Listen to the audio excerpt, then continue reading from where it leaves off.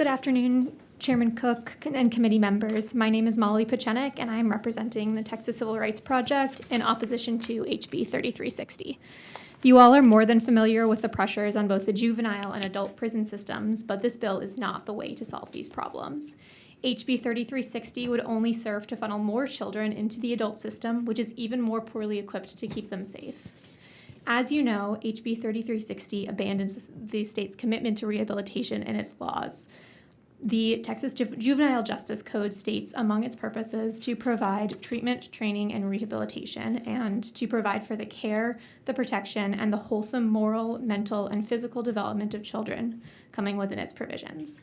These principles are nowhere to be found in HB 3360.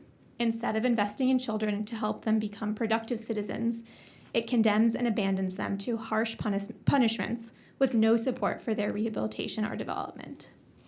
From January 2021 through September 2024, 218 children were transferred from TJJD to TDCJ.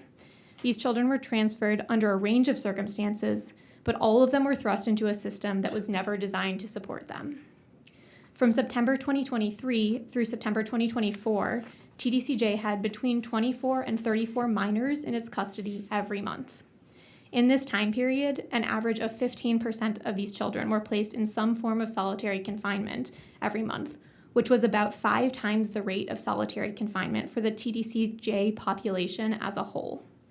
There isn't time here to detail the debilitating impacts of solitary confinement, which are only compounded for children, but the effects are devastating.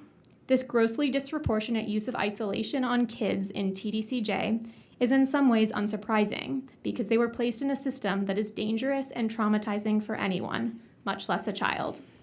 The adult system could never provide them with the rehabilitative services that they need, and adding even more children to this mix helps no one. Not the children already languishing with insufficient resources in TDCJ, not the staff tasked with keeping them safe, not the communities that most of these children will return to, and least of all, the children themselves.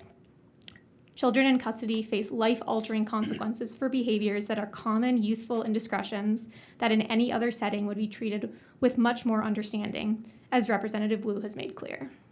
Take Joshua Beasley, who you already heard about today, who ended up in TJJD for kicking a school officer and died shortly after he was transferred to the adult system.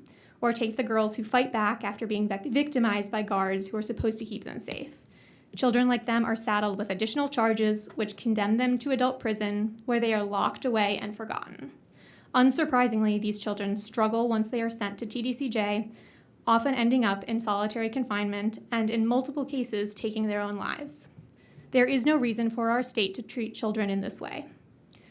We urge you to look back at the state's commitment to provide for the care, protection, and wholesome development of children and to reject HB 3360. Thank you.